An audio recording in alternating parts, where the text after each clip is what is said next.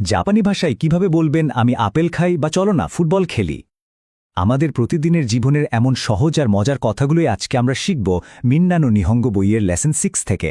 চলুন জাপানি ভাষায় কথা বলার কিছু ম্যাজিক ট্রিক্স শিখে নেওয়া যাক। ভাবুন তো, এই দুটো খুব সাধারণ কিন্তু দরকারি বাক্য। আমরা আমাদের মাতৃভাষায় এগুলো তো সারাদিনই বলি, তাই না?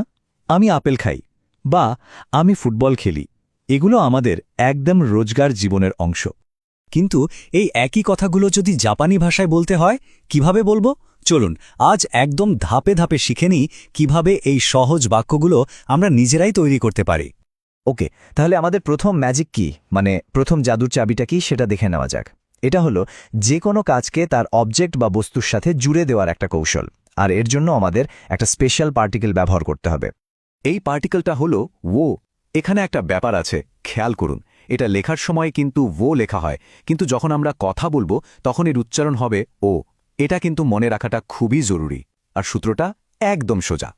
আপনি যে জিনিসটার উপর কাজ করছেন, মানে আপনার অবজেক্ট, সেটার পরেই বসবে এই ও পার্টিকেল, আর তার ঠিক পরেই চলে আসবে আপনার ভার্ব বা কাজটা।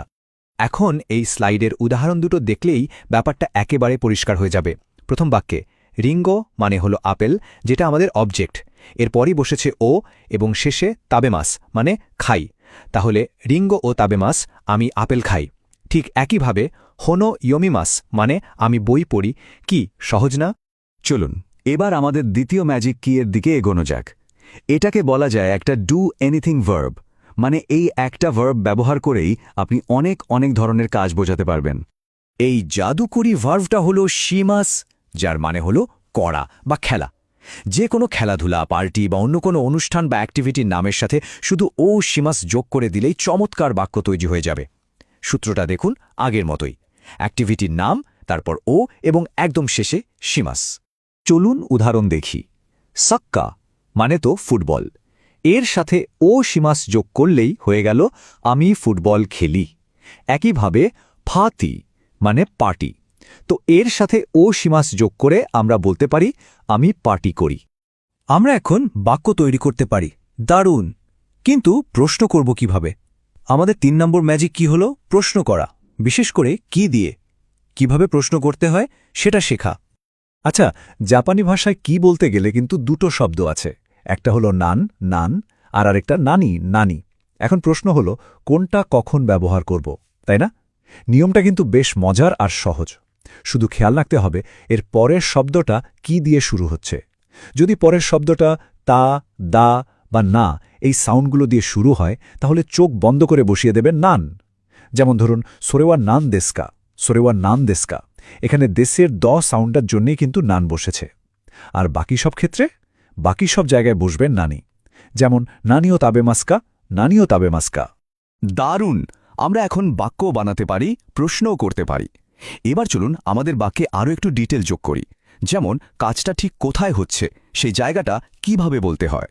আর এই কাজটার জন্য আমাদের ৪ নম্বর ম্যাজিক কি হল? দে পার্টিকেল। কোনো একটা কাজ যে জায়গায় বা যে স্থানে হয়, সেই স্থানটার নামের পরেই দে পার্টিকেলটা বসে। সূত্রটা তাহলে কি দাঁড়ালো? স্থান প্লাস দে প্লাস কাজের ভার্ব। এই স্লাইডে আমরা আগের শেখা নিয়মগুলো সব একসাথে ব্যবহার করব। দেখুন, রেস্টুরেন্টে হিরুগোহানো তাবেমাস মানে হলো আমি রেস্টুরেন্টে দুপুরের খাবার খাই। একইভাবে গাক্কোদে সাক্কাও শিমাস মানে আমি স্কুলে ফুটবল খেলি।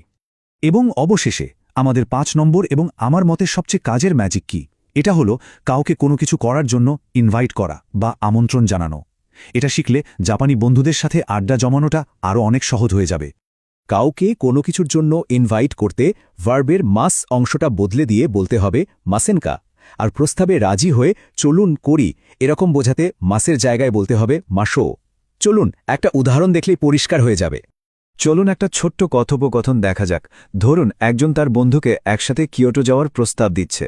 সে বলছে ঈশ্বনে কিয়োটো এ ইকিমাসেনকা, ঈশ্বনে কিয়োটো এ ইকিমাসেনকা, এর মানে হলো আমার সাথে কিয়োটো যাবেন না। এটা কিন্তু খুব ভদ্রভাবে কাউকে আমন্ত্রণ জানানোর একটা উপায়। আর উত্তরে তার বন্ধুও রাজি হয়ে গেল। সে খুব আনন্দের সাথে বলল ইকিমাসো, যার মানে হ্যাঁ চলুন যাই। দেখুন কত সুন্দরভাবে একটা প্ল্যান হয়ে গেল। তাহলে এই যে ৫টা জাদুর চাবি আমরা শিখলাম, এগুলো দিয়ে এখন কি কি করা সম্ভব? আপনারা এখন যে কোনো কাজকে বস্তুর সাথে জুড়তে পারবেন।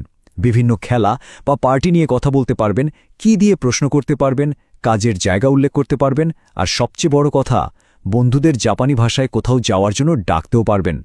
তাহলে এই লেসন শেষে সবার জন্য আমার একটা প্রশ্ন, আস্তা নানিও সিমাস্কা মানে হলো আগামীকাল কি করবেন? আজকে যা যা শিখলেন সেটা ব্যবহার করে এর উত্তর দেওয়ার চেষ্টা করুন তো।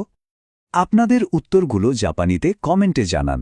আজকের এই আলোচনা যদি ভালো লেগে থাকে তাহলে লাইক করুন এবং জাপানি ভাষার আরও অনেক মজার জিনিস জানতে সাবস্ক্রাইব করুন। আবার দেখা হবে। সায়োনারা।